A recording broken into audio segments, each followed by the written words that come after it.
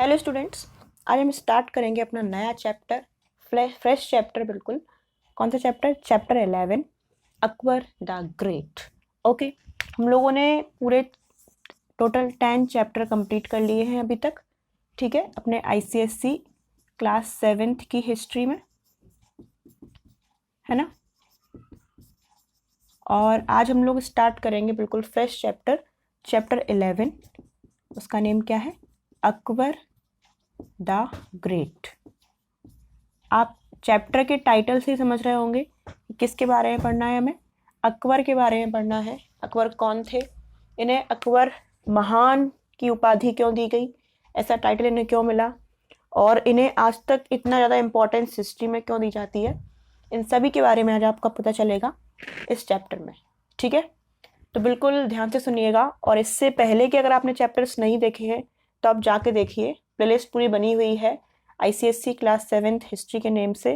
पूरे chapter series wise उस पर क्या है अपलोडेड है, तो वहाँ जाके आप देख सकते हैं, जिससे कि बिल्कुल स्टार्टिंग से लेके एंड तक क्या आपका फ्लो बन जाएगा। और हिस्ट्री क्या है, स्टार्टिंग से लेके एंड तक ही समझ में आती है। अगर आप 20 से देखोगे ना तो हिस्ट्री का बहुत सा पोर्शन क्या है समझ में नहीं आएगा, क्योंकि इतिहास एक कहानी है, और जब तक कहानी की स्टार्टिंग पता नहीं होगी, बीच से आप पढ़ोगे तो कुछ समझ में नहीं आएगा। इसीलिए कहानी को स्टार्टिंग से लेके एंड से देखिए। और स्टार्टिंग देखने के लिए आपको कहाँ मिलेगी, इसकी पूरी कंप्लीट प्लेलिस्ट है, या फिर मैं इसकी डिस्क्रिप्शन में भी आपको सारी लिंक प्रोवाइड कर दूंगी। चैप्टर 4 से स्टार्ट किया था हम लोगों ने, मामलुक डायनेस्टी से, वहाँ से आपको चैप्टर 10 तक सारी लिंक्स मिल जाएंगी। ओके, इसके बाद एक रिक्वेस्ट है आपसे, इम्पॉर्टेंट है, कि प्लीज़ जितने भी लोग आप मतलब आपके इससे जुड़े हुए हैं और जो क्लास 7th में है, वो क्या है इस उससे उनको आप शेयर कर दीजिए, जिससे कि उन्हें भी ये कंटेंट मिल जाए। बहुत से स्टूडेंट कह रहे थे कि बहुत परेशान हो रहे हैं वो हिस्ट्री में, तो जितने भी मैक्सिमम लोगों तक आप पहुंचा सको तो प्लीज़ यार वो सब्सक्राइब जरूर कर दीजिएगा, है ना। और जो भी डाउट है उसके लिए तो हम हैं ही आपके पास, सो आप कमेंट करके पूछ सकते हैं आपके कौन से डाउट हैं, उसको रिजॉल्व कर दिया जाएगा। ठीक है, सो बिना देर किए हम स्टार्ट करते हैं अपना chapter, Akbar the great. Okay, मैंने आपको बताया था पिछली वीडियोस में कि जो मुगल एम्पायर है, कौन सा एम्पायर है? मुगल एम्पायर है। उसकी फाउंडेशन किसने रखी थी? बाबर ने। किसने रखी थी? बाबर ने रखी थी। ये बिल्कुल स्टार्टिंग हो रही है अपनी बेस से, ठीक है, तो बिल्कुल ध्यान से सुनना। और इसकी डिटेलिंग में ऑलरेडी आपको बता चुकी हूँ इसके पहले के चैप्टर्स में। तो किसने इसकी फाउंडेशन रख दी, मतलब किसने शुरुआत कर दी मुगल एम्पायर की? बाबर ने स्टार्ट कर दी। बाबर एक बहुत ज़्यादा ब्रेव रूलर थे, ठीक है, इंटेलिजेंट थे, काफ़ी शार्प माइंडेड थे, लॉयल थे अपने जो सिटीजन्स हैं उनके लिए, और अल्टीमेटली एक आप कह सकते हो अच्छे एम्परर के रूप में थे। लेकिन क्या हुआ, ये काफ़ी जल्दी क्या है इनकी डेथ हो गई, और इनको इतना टाइम नहीं मिल पाया कि ये एम्पायर को क्या है बहुत एडवांस कर पाते, उसको क्या है कंसोलिडेट कर पाते। ओके, ये सब बता चुकी थी मैं आपको पहले ही काफ़ी डिटेल में। इसके बाद कौन आते हैं? जो बाबर के सन हैं, उनका नाम क्या है? हुमायूं। कौन आते हैं? बाबर के बाद हुमायूं आते हैं। और हुमायूं के जो टाइम पीरियड जब चल रहा था, जो हुमायूं ने शासन संभाला, उसी के फेज में बताया था मैंने आपको, एक बहुत अफगान एम्पायर थे, बहुत ज़्यादा इम्पोर्टेंट और बहुत ज़्यादा ब्रेव, वो थे शेरशाह सूरी। कौन थे? शेरशाह सूरी। ये बाबर के, ये हुमायूं के बिल्कुल मतलब समकालीन थे। जिस समय हुमायूं का टाइम चल रहा था उसी टाइम वही टाइम पीरियड क्या है शेरशाह सूरी का भी था। तो हुमायूं को एक एम्पायर तो मिल गया, कॉन्सोलिडेट नहीं था, लेकिन काफ़ी सही एम्पायर दिया था बाबर ने। पर क्या हुआ ना, शेरशाह सूरी इनके बीच में आ गए, और शेरशाह सूरी ने क्या है हुमायूं से लड़ाई की, लड़ाई हुई इनके बीच में, वॉर हुआ था, और उसमें क्या है हुमायूं हार गए, और फिर इनकी जगह कौन आ गए? शेरशाह सूरी आ गए। ठीक है, कुछ टाइम बाद बाबर हुमायूं दोबारा से आए, इन्होंने दोबारा से अपना शासन संभाला, एम्पायर को इस्टेब्लिश करने की कोशिश की, लेकिन उसके उनकी बहुत मतलब जल्दी ही क्या हो जाती है, इनकी भी डेथ हो जाती है। ठीक है, तो इस तरीके से जो स्टार्टिंग के जो एम्परर थे, इनको बाबर को तो टाइम ही नहीं मिला, हुमायूं को टाइम मिला, लेकिन शेरशाह सूरी कुछ अच्छे ज़्यादा एम्परर थे, तो उन्होंने क्या है इनको करने नहीं दिया अपना काम, और फिर जब इनको टाइम मिला तब तक इनकी फिर उसके बाद डेथ हो जाती है। ठीक, फिर जो हुमायूं के सन थे उनका नाम क्या था? अकबर। कौन थे? अकबर। अब होती है कहानी शुरू इस चैप्टर की। अब सुनेंगे आप ध्यान से, तो फिर जो हुमायूं के सन आते हैं वो आते हैं अकबर। जब ये बहुत छोटे थे तभी क्या है हुमायूं की डेथ हो जाती है, ठीक है। और जब ये छोटे थे उस समय क्या है जो अकबर थे ना वो क्या है अपने इंडिया में भी नहीं थे, इंडिया के बाहर जो एरिया था एक कालानौर पंजाब प्रोविंस में है था उस समय, ये प्रेजेंट में कह सकते हैं। तो उस जब मतलब हुमायूं की डेथ हुई उस समय क्या है अकबर सिर्फ और सिर्फ 13 साल के थे। कितने साल के थे? 13 years old, only 13 years old child, मतलब जिस एज में आप लोग हैं उस एज के अकबर थे, ठीक। और इस समय इनकी डेथ हो जाती है, और जब डेथ हो जाती है तब अकबर उस समय कालानौर पंजाब में थे तब बताया जाता है। तो इसी जगह पे क्या है इनका राज्य अभिषेक कर दिया जाता है और इतनी छोटी सी एज में क्या है ये सुल्तान बन जाते हैं। कौन? अकबर। अब इतने छोटे से चाइल्ड को तो इतनी ज़्यादा मतलब नॉलेज नहीं होगी ना एम्पायर वगैरह की, किस तरीके से रूल किया जाता है, किस तरीके से सब कुछ किया जाता है। इसीलिए इनके संरक्षण, किसके संरक्षण में थे ये? बैरम खान। कौन थे? एक बैरम खां थे। ये कौन थे? एक जनरल थे किसके? आर्मी के, हुमायूं की आर्मी के। एक बहुत विश्वसनीय लोग थे किसके? हुमायूं के। तो इनके अंडर में कौन थे? अकबर थे। और इनका राज्याभिषेक किया गया कलानौर में और इनको एज अ सुल्तान क्या है डिक्लेयर कर दिया गया। तो जब तक मतलब ये थोड़े बड़े नहीं हो गए, लगभग मतलब 6 से 7 साल 8 साल, ये किसके साथ किसके अंडर में काम करते? मतलब अंडर मतलब ये इनको सलाह देते थे उसके हिसाब से काम करते थे। अंडर मतलब ये नहीं है कि जो ये कहेंगे वही करेंगे, लेकिन काफ़ी छोटे थे। और इतने अब आप समझिए 12 साल के आप लोग ही बच्चे होंगे, इतने छोटे एज में कोई इतने बड़े एरिया को कैसे संभालेगा। तो सुपरवाइज करने के लिए क्या है बैरम खान थे, इनको एडवाइस देने के लिए, और इनके अंडर में क्या है काम करने लगे। यहीं शुरू होती है अकबर की कहानी, ठीक। लेकिन जब अकबर बैठे थ्रोन पर, अब मैंने बता दी आपको कहानी पूरी कि जब बाबर की सिचुएशन क्या थी, वो तो जल्दी से उनकी डेथ हो गई, तो कुछ वो मतलब इतना ज़्यादा टाइम नहीं हो पाया। 4-5 साल जिए, 4-5 साल लगातार जीते, बहुत सारे युद्ध जीते। मैं बताया था आपको, खानवा वगैरह, पानीपत, ये सब जीते थे उन्होंने। लेकिन उसके बाद क्या है वो जीत जीत के रख तो गए सामान, लेकिन वो उसको एंजॉय नहीं कर पाए, उनकी डेथ हो गई। ऐसे ही हुमायूं में इतनी कैपेबिलिटी नहीं थी कि वो संभाल पाए, वो भी नहीं संभाल पाया। और अब सोचिए मतलब ऐसी सिचुएशन चल रही है, आसपास क्या है कोई ऐसा मतलब कोई बड़ा नहीं है, तो बहुत इनस्टेबिलिटी, काफ़ी क्या थी? इनस्टेबिलिटी थी। और बहुत ज़्यादा क्या है इनसिक्योरिटी भी थी।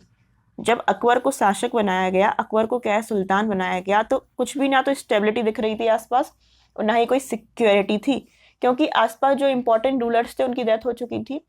और जो आसपास के जो इन्वेडर्स थे वो भी क्या है अपने आप को रेडी कर रहे थे कि हम इन पर हम अटैक करें और एम्पायर को क्या है छीन लें इनसे, है ना। तो उस समय अकबर के लिए काफ़ी इनस्टेबिलिटी वाली कंडीशन थी और इनसिक्योरिटी वाली कंडीशन थी। इसका जो रूल था ना, मतलब इसका जो शासन था, वो हर जगह मतलब थ्रेटेंड कर रहे थे। कई जगह मतलब जो एनिमीज हैं वो चारों साइड से क्या है इसको घेरने की कोशिश कर रहे थे, हर साइड से। काफ़ी छोटे थे वो, ठीक है। इतने छोटे से एज में तो आप लोग स्कूल जा रहे हो। अब मान लो वो एम्पायर बन गया है, तो इतने बड़े से एम्पायर को संभालने के लिए थोड़ा टाइम तो लगेगा ना। तो उसी टाइम का क्या है फ़ायदा उठाना चाहते थे कौन? एनिमीज। और एक ये जो मुगल एम्पायर है इसको इससे क्या है छीनना चाहते थे। लेकिन क्या हुआ, अकबर कुछ इंटेलिजेंट निकले, उनकी स्ट्रेटजीज और पॉलिसीज बहुत अच्छी रही। बहुत छोटी एज में ही क्या है काफ़ी मैच्योर हो गए थे। और इस वजह से क्या है साथ में बैरम खान भी थे, तो बैरम खान ने इनकी हेल्प की और इस तरीके से जो भी इंस्टेबिलिटी थी और इनसिक्योरिटी थी, इससे क्या है इनका जो एम्पायर था उसको बचाया जा सका। और फिर एंड में जाके क्या है एक बड़ा सा एम्पायर क्या है क्रिएट किया गया। ओके, जब ये थोड़े बड़े हुए, ठीक है, उसके बाद बैरम खां को मतलब ये बहुत करीबी से जानने लगे थे क्योंकि वही उनके स्टार्टिंग से मेंटर रहे थे। तो फिर बैरम खां को एक इम्पॉर्टेंट क्या बोलते हैं पद दिया गया, जिसको बोला गया खाने खाना। क्या बोला गया? खाने खाना। बैरम खान को क्या बनाया गया? इनका सीएम, चीफ मिनिस्टर। उसे उस टाइम बोलते थे वकील, ठीक है। तो चीफ मिनिस्टर बनाया गया किसको? बैरम खां को। और क्या नाम दिया गया? खाने खाना। खाने खाना। और बैरम खान की गाइडेंस में ही क्या है ये अपने रूल को स्टेब्लिश करने लगे और इमीडिएटली क्या है वो बहुत इन्होंने मतलब छोटी सी एज में ये लड़ाई शुरू कर दी, अटैक शुरू कर दिए अलग अलग टेरिटरीज पे और काफ़ी एम्पायर को क्या है एक्सपेंड करने लगे। ठीक है, अब एक इम्पॉर्टेंट जो बैटल लड़ा किसने, अकबर ने, वो आता है नाम किसका, बैटल ऑफ पानीपत। देखो हिस्ट्री में 3 होंगे बैटल ऑफ पानीपत।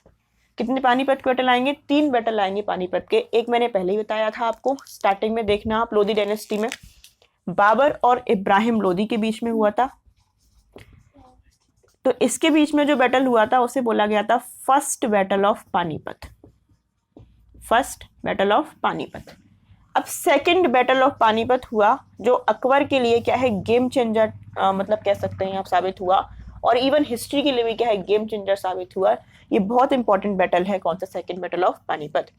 हम देखेंगे इस बैटल में क्या हुआ था, किसके बीच लड़ाई हुई थी, कौन जीता, और ये अकबर के लिए कैसे गेम चेंजर साबित हुआ, कैसे इंडियन हिस्ट्री में इसका इतना इंपॉर्टेंस है।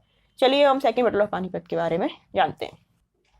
सो अब जानिए कि सेकंड बैटल ऑफ पानीपत कैसे हुआ था, किस तरीके से क्या है अकर हुआ था। सबसे मेजर अचीवमेंट मान सकते हो आप, सबसे इंपॉर्टेंट अचीवमेंट है किसकी, क्योंकि उस समय तो अकबर छोटे थे जब बैटल हुआ था, तो ये मेजर अचीवमेंट मानी जाती है किसकी, बैरम खां की। किसकी, बैरम खां की, जो क्या है अकबर की साइड से लड़ रहे थे, किसमें, सेकंड बैटल ऑफ पानीपत में। ठीक है, किसके अगेंस्ट लड़ रहे थे, एक हिंदू रूलर था जिसे बोलते हैं अपन लोग हेमू। हेमू एक हिंदू रूलर का नेम है जो क्या है काफी थ्रेटन थे किससे, इससे मुगल्स लोग, और ये क्या है मुगल जो एम्पायर को क्या है पूरा मतलब कोलैप्स करना चाहता था। इसने इसकी स्टार्टिंग भी कर दी थी, क्योंकि ये जब मतलब पहली बार जब राज्याभिषेक हुआ था कि उस समय क्या है ये बाहर थे इंडिया से, ये जो मुगल्स के लोग थे बैरम खां वगैरह थे, और हुमायूं की डेथ हो चुकी थी, तो उसके बीच में कुछ टाइम मिल गया था किसको, हेमू को, और उसी टाइम का क्या है इसने यूज किया और इसने क्या है दिल्ली पर कंट्रोल कर लिया था। उस समय जो सेंटर था दिल्ली, उस पर किसने कंट्रोल कर लिया था, जो हेमू ने कंट्रोल कर लिया था। ये क्या था, जनरल था, अफगान जो रूलर था एक, उसका क्या है जनरल था, उसके यहाँ काम वगैरह करता था। जब इसने दिल्ली पे कंट्रोल कर लिया जो इसका मेन सेंटर था, अब क्या है ये अदर एरियाज को भी क्या है कंट्रोल में लाने लगा था जो इसके आसपास के एरिया थे, और धीमे धीमे क्या है अपने एम्पायर को कंसोलिडेट करने लगा था। कौन, हेमू। ये क्या है काफी थ्रेटनिंग बात थी किसके लिए, मुगल एम्पायर के लिए, क्योंकि दिल्ली पर तो इसका कंट्रोल हो ही गया था, अगर ये थोड़ा सा और ज्यादा एम्पायर को कंसोलिडेट कर पाता तो फिर इसको हराना क्या है काफी टफ हो जाता। ठीक, तो क्या है मतलब जब यही सब ये कर रहा था एम्पायर को कंसोलिडेट, फिर क्या है बैरम खां का ध्यान इस पर गया, इस जगह गया। फिर क्या है इन दोनों की ये कहाँ पे मीटिंग हुई, पानीपत में। पानीपत एक जगह है इंडिया में, वहाँ पे क्या है ये दोनों फोर्सेस सामने आती हैं, एक मुगल फोर्स, ठीक है, और मुगल फोर्स के कौन थे हेड, बैरम खां, ठीक, और सेकंड आती है हेमू की फोर्स पानीपत के मैदान में। ठीक, और जब ये दिल्ली पे कंट्रोल करके बैठा हुआ था, जब बाकी सारे एम्पायर को क्या है कॉन्सिडरेट कर रहा था, तो इसने क्या है एक बड़ी सी उपाधि भी धारण कर ली थी, खुद को कहने लगा था हेमचंद्र विक्रमादित्य। ठीक है, इस तरीके के नाम से क्या है खुद को इसने डिक्लेयर कर दिया था कि हम एक इंडिपेंडेंट रूलर हैं, हम किसी के अंडर में काम नहीं कर रहे हैं। तो ऐसा डिक्लेयर करना, ऐसी घोषणा करना, ये भी क्या है काफी थ्रेटनिंग था इस मुगल एम्पायर को एक्सपेंड होने के लिए। उसके बाद क्या है ये दोनों मिलते हैं पानीपत के मैदान में, वहाँ पे क्या है लड़ाई होती है, झगड़ा होता है, काफी अच्छा युद्ध होता है, और उसमें क्या है हेमू की क्या है डेथ हो जाती है, हेमू हार जाता है, और यहाँ से क्या है मुगल लोग जीत जाते हैं, बैरम खां की जीत होती है, और इसी बैटल को हम लोग बोलते हैं सेकंड बैटल ऑफ पानीपत। कब हुआ था ये, 1556 सीई। ओके, तो ध्यान रखना है 1556 सी में हुआ था।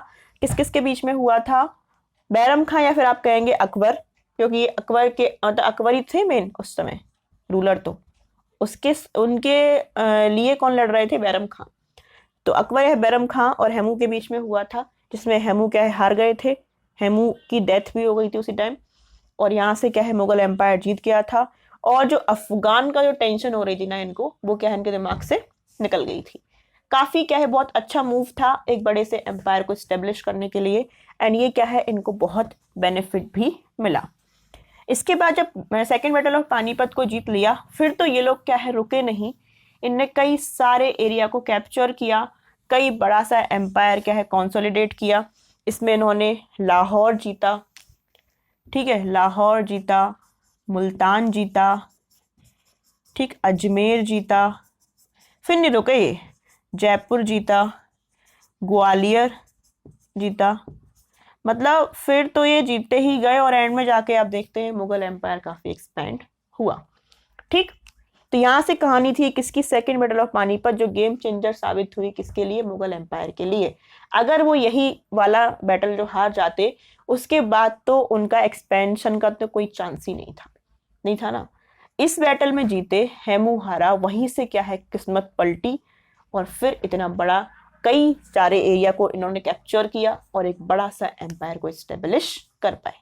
ठीक, ये तो हो गई बात 1556 की, सेकेंड बैटल ऑफ पानीपत की।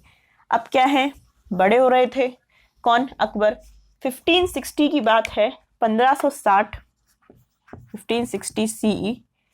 इस समय में इस टाइम पर ये क्या है 18 ईयर्स के हो गए थे, कौन, अकबर 18 ईयर्स के हो गए थे। उसके बाद क्या है ना, जो बैरम खान थे, इन्होंने इनको इनकी पोजीशन से हटा दिया, जो इनकी वकील की पोजीशन थी, ठीक है, और खुद ये 18 ईयर्स के हो गए थे। इन्होंने कहा अब आपका कुछ काम नहीं है, अब हम काफ़ी मैच्योर हो गए, अब हम देखेंगे अपने राजकाज को। आपको रिलैक्सेशन दिया जाता है, या जो भी कह दीजिए, थोड़ा पॉलिटिकल इंस्पायर हो गए ये, और इनसे कहा आप मक्का जाके घूमिए।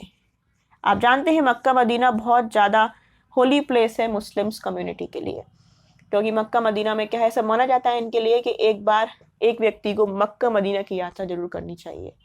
ठीक है, जैसे अपने यहाँ कहते हैं ना, मतलब हिंदू धर्म में कहते हैं ना, जैसे कि मतलब केदारनाथ 4 धाम की यात्रा वाला कंसेप्ट, वो यहाँ पे मक्का मदीना का कंसेप्ट है। तो उन्होंने कहा आप बूढ़े हो गए हैं, अब आप आराम करिए। इनको इस पोजीशन से मतलब रिमूव कर दिया गया, जो भी मतलब उसमें सिचुएशंस चल रही थी, उनको भेज दिया गया मक्का। ठीक है, ये सऊदी अरेबिया में एक होली प्लेस है मुस्लिम्स कम्युनिटी के लिए। ठीक है, इनको मक्का भेजने के बाद इसने कंप्लीट चार्ज ले लिया, किसने, अकबर ने। अब ये खुद ही क्या देखने लगा, पूरा एडमिनिस्ट्रेशन कैसा चल रहा है इनका। ठीक, इसके साथ साथ जो भी मतलब एक्सपेंशन हो रहा है वो सब इसके अंडर में हुआ, इसके सुपरविजन में हुआ, और एंड में जाके आप देखेंगे कि किस तरीके से उन्होंने अलग अलग टेरिटरीज को क्या कैप्चर किया। ठीक है, तो ये था जस्ट एन इंट्रोडक्टरी वीडियो, किस तरीके से मतलब अकबर आए, उन्होंने किस तरीके से अपना एस्टेब्लिश किया, कैसे पानीपत आया, कैसे ये बड़े हो गए, और किस तरीके से बैरम खां को हटा दिया गया, और खुद एक जाके उन्होंने डिसाइड किया कि now I will rule and I will decide what will be going to happen another event, है ना। तो इस पार्ट में इतना ही। ठीक है, अगले पार्ट में हम देखेंगे कि अकबर के कौन कौन से कॉन्क्वेस्ट थे, किस तरीके से उन्होंने एक्सपेंड की थी सारी टेरिटरीज, जानेंगे। मालवा कहे जीता, गोंडवाना, राजपूताना से क्या इनकी दिक्कत थी, महाराणा प्रताप से क्या कॉन्फ्लिक्ट थे, वो भी देखेंगे हम। इसके बाद इंपॉर्टेंट चीज आएगी अकबर एडमिनिस्ट्रेशन की, ठीक है, किस तरीके से एडमिनिस्ट्रेशन था। फिर आएगा मनसबदारी सिस्टम, ठीक, रेवेन्यू, मतलब बहुत कुछ है भी जानने के लिए, लेकिन उसके लिए हम लोग देखेंगे अपना पार्ट 2, और आप लोग इसको देख के वेट करेंगे for part 2। Okay, thanks for watching this video and please like and subscribe जरूर कर दीजिएगा चैनल को।